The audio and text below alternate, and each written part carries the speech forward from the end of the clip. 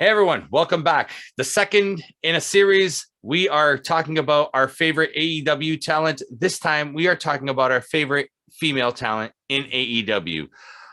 AEW is a company that seems to be doing women's wrestling right. I really enjoy the women's wrestling on this show. They have a lot of talent. So with Forbidden Door here, let us talk about some more AEW talent. With me once again, I have Campo over to my right. Putty right below. I'll have all their stuff in the description below Putty. So with that out of the way, last time we started with Putty. So Campo, I'm going to start with you and let's hear your number 5 AEW female talent. So once again, I want to say this is the list for 2022. Mm-hmm. So combination of worker, talking, ability, favorite. My number 5. So this was really hard, actually. My number 5 was like ridiculous. I knew everything else, but number 5 was like, so up in the air. It's like, who do I put in that last spot? So I picked this person based on her ability to work in the ring. She seems to get put in as a jobber a lot, which doesn't seem to care. She can work hardcore matches or regular matches, and she's solid in the ring and Canadian. The Bunny, aka Allie. All right, I'll take her out of the honorable mentions because I didn't get to see her much, but she looked good. So that's the only reason why she got her mentions. So because I've never seen her wrestle yet. So there we go. She's always getting hurt, that one. Putty, let's go with your number 5. All right. So my number 5, unfortunately, I capsed a lot on 2 of these, and I'm sorry. This was hard because the male ones I've seen a lot more than the females. So it was a lot of like, oh, she looks cool, or she was introduced to me in an awesome way, stuff like that. So my number 5 is caps is Tay Conte and Julia Hart. Now, Julia Hart, I noticed she wasn't really a roster wrestler, I guess. She is. But she is now, yeah. But I will admit, the way she entered, even though she kind of messed up the team I love, she looks badass, and I want to see more. So I think to be honest, I think she adds a little bit to the House of Black. She's actually she has a really good raw ability, like because she's a cheerleader, so she could do crazy flips, and she's on point. Like she'll land an insane flip like perfectly. Yeah, for sure. My number 5 is kind of in the same vein. This was really, really hard to decide. There was a toss-up between 3 of them. 2 of them ended up in the honorable mentions. I only put 1, and the one I put in number 5 is Anna Jay.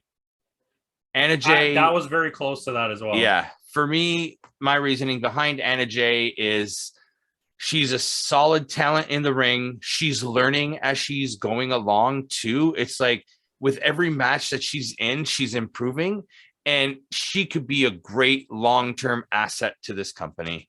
I think so too. And she has the and she's so young. She has the body size for it too. Like she has like the kind of body size that you can pack on muscle to if you work out enough. Because a lot of the women in AEW I find are too small, and like they can do the wrestling, but it doesn't look like it's powerful. And Anna Jay looks like an Alexa Bliss type of character because it doesn't look believable. Anna Jay looks like she could fight Jade Cargill. Yeah, and that match was pretty good too. Yeah. All right. Where was I? Campo, you're number 4. My number 4 is Jamie Hayter. I think her in-ring ability is great, and I think she's like in peak condition right now, and she looks like a monster. And they don't use her enough, but I think she's really good. She could go. Yeah. So. Good choice. Putty. Hey, this is the last caps. One of them I actually saw wrestle. The other one I actually had to look up a video just based on how she looked on the roster when I looked up on the website, and it made me interested. And I can't wait to look into her more. But my cap is Ruby Soho and Abaddon. Abaddon, I saw her and I'm like, oh my god, she's badass looking. Like she looks scary. So I looked up one wrestling match and I really did like her. She may not be a great technical wrestler or anything like that, but I still have a lot to learn when it comes to the female wrestlers. So again, like I said, this list is going to be a little bit convoluted, and I know for a fact a lot of this is going to change. I told Putty early on when they first started AEW, she was like the woman that they were going to push. Yeah, she was going to be like the big thing in the division. Which kind of leads me to my number 4, which is Hikaru Shida. You asked me a year ago where she would have been on the list. She would have been number 1. You asked me a year ago where she would have been on this list. She would have been the best female wrestler in all of wrestling, arguably. Mm-hmm. And she's doesn't get to wrestle ever. No, she's talked like about it. after she's lost the title, like they don't let her character shine. Let that little bit of a character like come out a little bit more. Like she can speak English too, so I don't understand why they don't let her speak. Like she's fluent in English, but like for some reason the international talent, they don't really unless you're Mexican. Yeah. Because they really flourish. But like, Well, yeah, they work a lot with AAA. That's why. True. But and it's nothing against Mexican wrestling. I love Mexican wrestling, Lucha Libre. But go watch Lucha Underground. But yeah, Hikaru Shida, a year ago during the pandemic, she was the champion, and I kind of think she suffers from that Drew McIntyre syndrome. Pandemic champion, so you're not really looked at on that high regards. Like, you know what I mean? If you're not wrestling in front of a crowd, does it really mean anything? And after she lost the belt, it was kind of like she's the perfect person to like be your when you have to take the belt off Jade Cargill. You're like, okay, go destroy her. Yeah, but even that I think would be a step down for her. They won't. I know, but it's like I don't think they're going to give her a shot at the women's championship again. It looks like Britt Baker's going to get another shot. Yeah. So but yeah, unfortunately, that's where she is on this list today. Who knows? It could change in a year from now. Campo, we'll revisit. Is it me? Yeah. We're going you, Putty, me. Thunder Rosa. I think she's one of the best in-ring workers I've seen in a long time. She just gets the reason she's number 3 for me is because sometimes when she's giving promos, it's really awkward. Yeah. And it's not the language barrier thing at all. It's just she's a really awkward promo giver. Yeah. And she keeps getting put in matches that are terrible. Like not terrible. Okay, so I don't mean that because they were good matches. But she gets put in matches where she doesn't get to do what she does best. Yes. She keeps getting forced to wrestle how the other person wrestles. She has to adjust her style to everybody else. Yeah. There was a match a while ago, which was it's still in my contention for match of the year, which was the lights out match between her and Britt Baker. And they absolutely, you want to talk about a hardcore match, Putty? Go watch this match. Lights out between Thunder Rosa and Britt Baker. This match was brutal, like blood everywhere. Like, but it was such a good like showing too. So I kind of agree with that. But yeah, Thunder Rosa, I think we'll see her later on my list. Because yeah, it's there. But for me, my number 3 is Chris Statlander. You just skip me, but you skip Putty. Did I skip Putty? Sorry, Putty. No, it's too late. You said it. You gotta go now. Well, then can we go ahead? Mine's Chris Statlander. So okay, well then here's the funny thing. Let's get ready for this. When I made this list and everything, I already had it set up to where Thunder Rosa actually had 3. All right. Then she got pushed to the honorable mentions because I didn't want to move anyone else around because I love them so much that I put her in honorable mentions. And then last night I watched with Campo and I kind of changed my mind and took out Thunder Rosa and put Chris Statlander. So it's so funny that my original 3 was Campo's and then it got switched to your 3. That's hilarious. And so like because the thing is, I understand one thing as we go to the last 2. It's one of those things where I know later down the road I'm gonna regret some of my list, but I'm new, so I'm kind of like I can kind of. This is always a list we can revisit because talent's always changing. Exactly. So, but that's these are kind of our top favorite as of right now, as of June 2022. Yes. Yeah, things change in a year. Like I said, when I mentioned my number 4, yeah, she was my number 1 a year ago. Yeah. And Chris Statlander is not on my list. I'll say that now. I do think she's fantastic, as I kept preaching to Putty yesterday. She's a good choice to take down a title, but it looks like they're going to keep her in this really bloated race for the TBS title. For some reason. There's nobody contending for the women's title, but everyone's going for the TBS. That's true.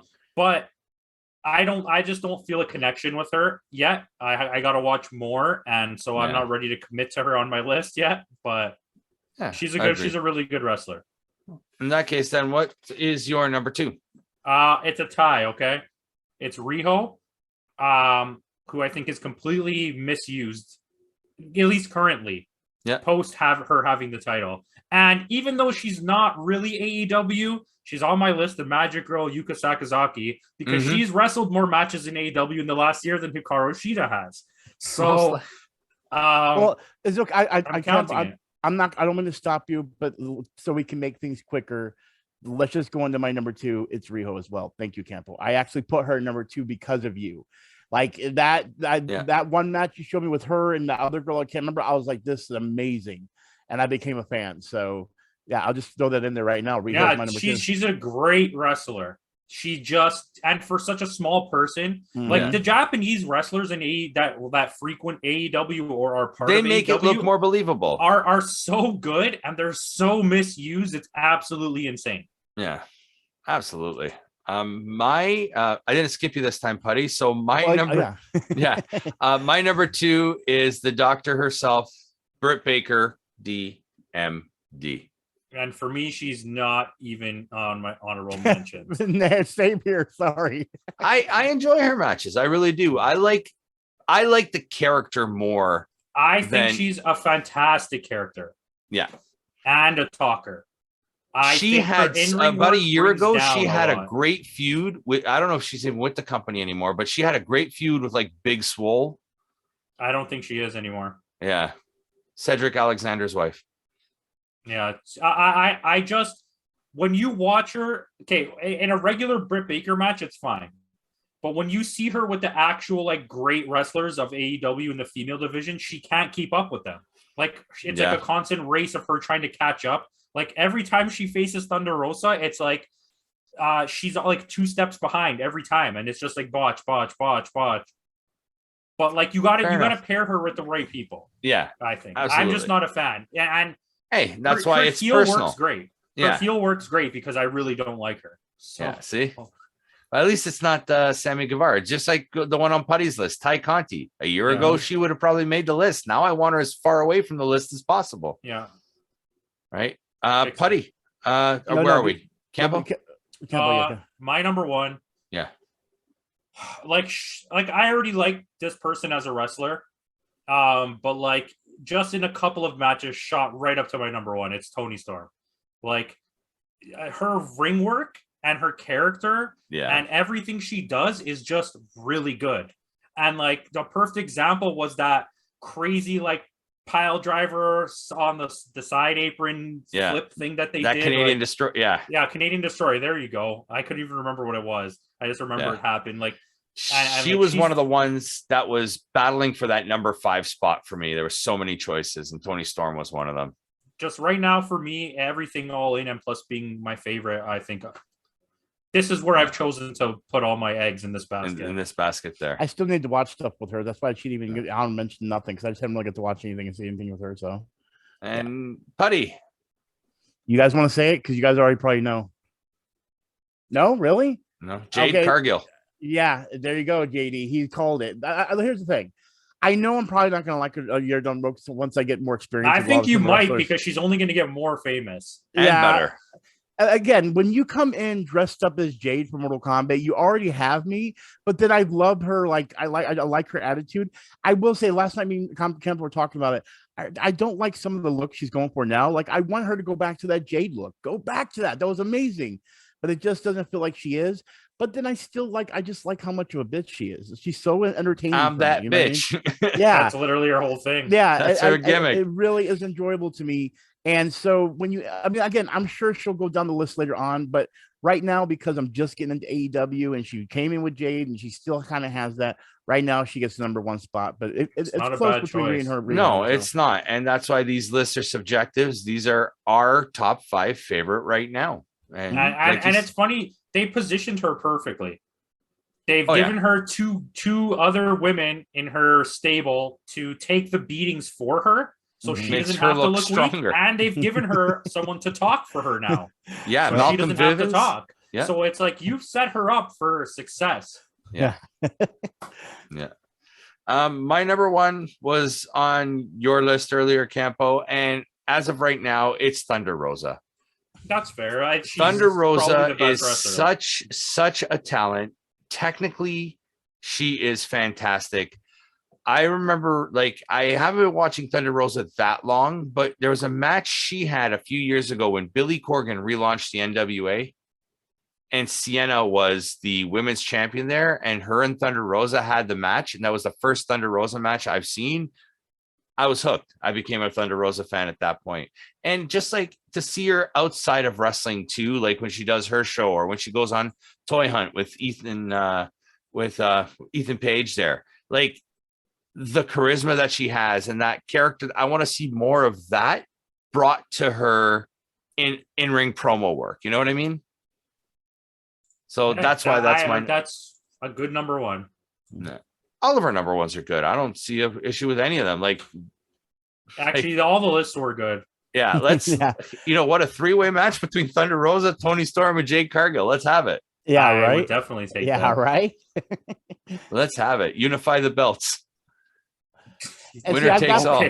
That's the last thing we need. And again, like I said, I've got Thunder Rosa as my honorable mention, which literally was my number 3 before. So it's like the thing is, like I said, experience. I just need more experience, and she could have also possibly got number 1. I do really enjoy her. It's just it was so hard to make this list because I haven't had that time to actually get to know her, except for the two matches I've seen. And like I said, when we revisit this list somewhere down the line, I can't wait. I can't wait because I'm actually excited. When I do these lists, I'm excited, but it's like it's so overwhelming. It gives you something to look forward to. It's a legacy list, so you're trying to find new things to replace the old things. Yeah. And then at the same time, I kind of want Jade Cargill to get better too, so I kind of want her to have that throne. But it's like it's so because especially if she was to come in with something Street Fighter, you're like, dude, Putty's never gonna remove her from number 1 now. You know what I mean?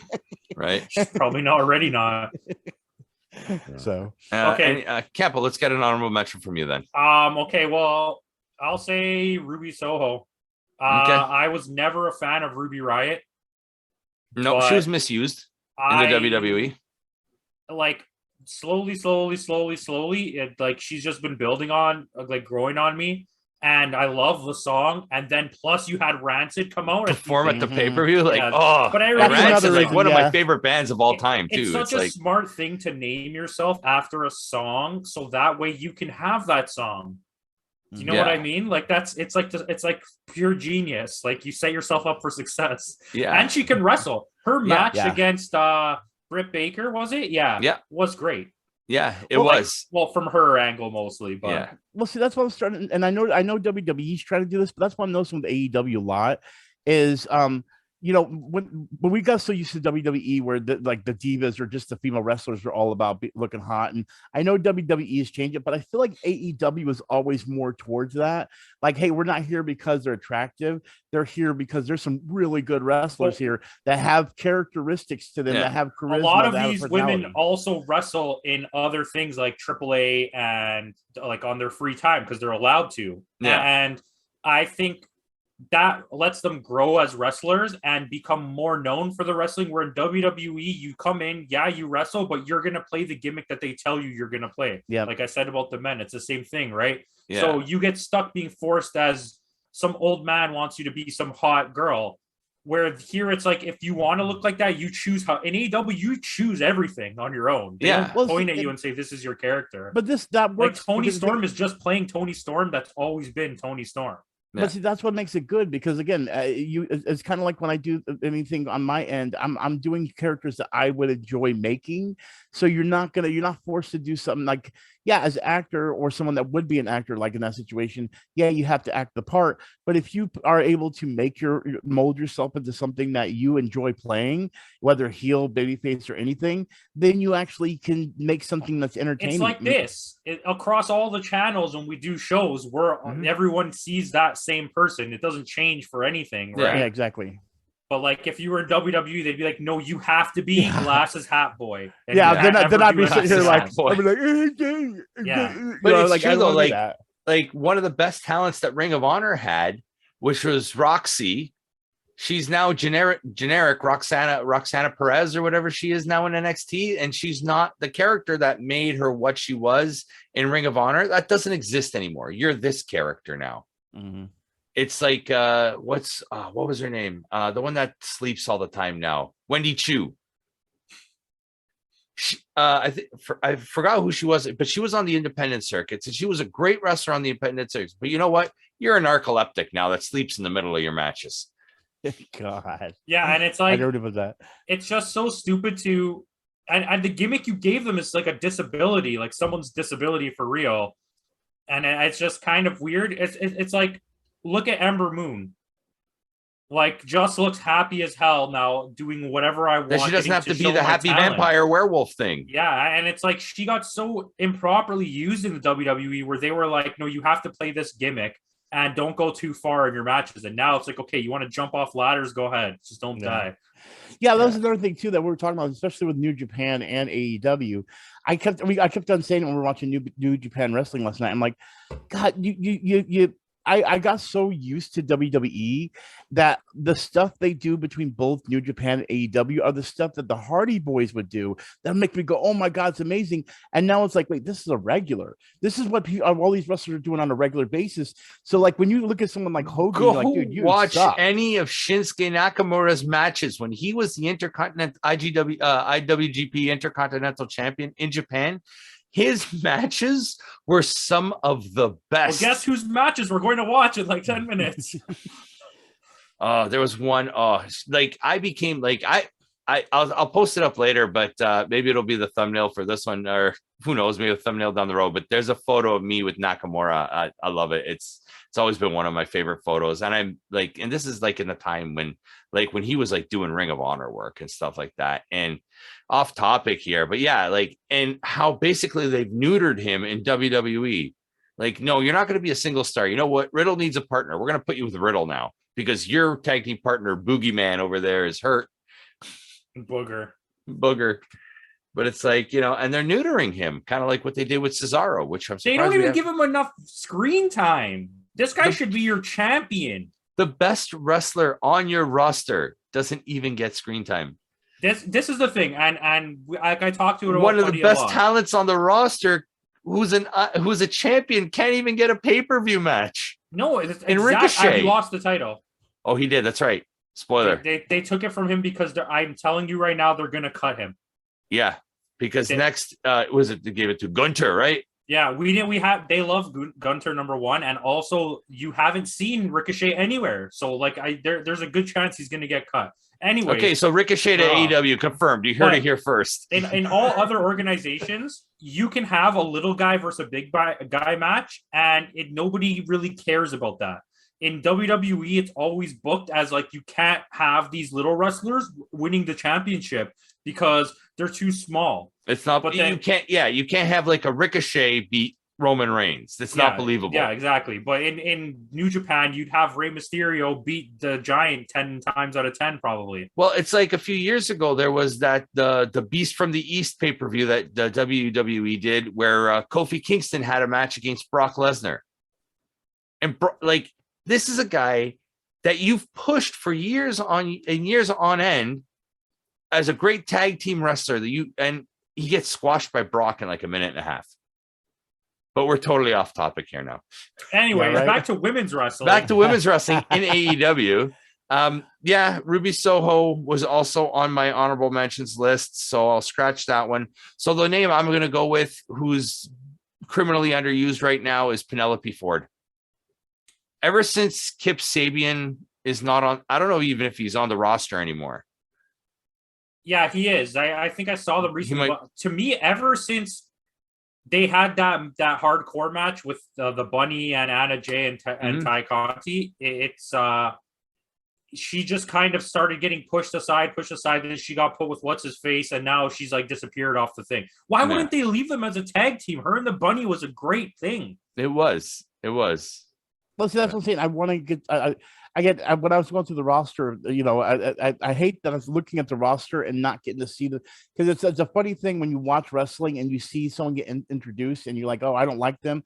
I like the way they look, but I don't like them. My problem is I'm having the opposite reaction. I'm seeing all the roster like on the website, seeing them and then have interest in looking into them. And Bunny was one of those. I saw her and I'm like, I want to look into her wrestling, and I was hoping it was good, but I never got a chance to because it's a lot. There's a lot for me to go through. So, and again, like I said, like a prime example, Abaddon. I mean, just visually, she looked menacing, and I wanted to see what she was in the ring, you know.